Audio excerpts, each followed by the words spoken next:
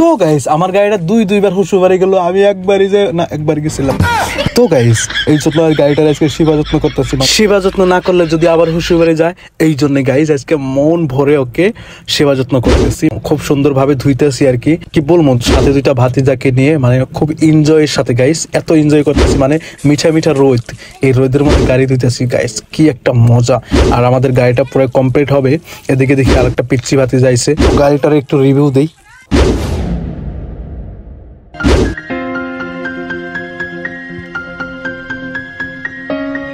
তো গাইস আমি একটা বস্তু দেখাই, এই যে দেখতে পারতেছেন আমার Facebook page, Insta ID, YouTube চ্যানেলের নাম, তো এখানে সব দেওয়া আছে। তো গাইস এই যে হচ্ছে আমার পিচ্চি কিউট সুইট ভাতিজা। তো গাইস চাচার কষ্ট দেখে মানে ও আর থাকতে পারলো না, আইসা কাজ করে লাগিয়ে গেছে। তো গাইস একটু পরে দিয়ে আমার আব্বা এসে পড়ছে, গাড়ি ধোয়া লেগে গেছে, মানে কি বলবো গাইস।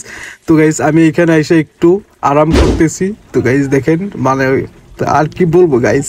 তো গাইস আমাদের গাড়ি ধোয়া শেষ, এখন আমরা একটু এনজয় করতেছি আর মানে সবাই বৃষ্টির অনুভব করতেছি। তো গাইস আমার হাতে হচ্ছে ধূপ আর আব্বুর হাতে হচ্ছে সোনা রূপা ভিজানো গাখির, সেই গাখির আমার গাড়িতে ছিটিয়ে দিবে যাতে কোনো বালা মুসিবত না আসে। একটু পরে দেখি আম্মু আসছে।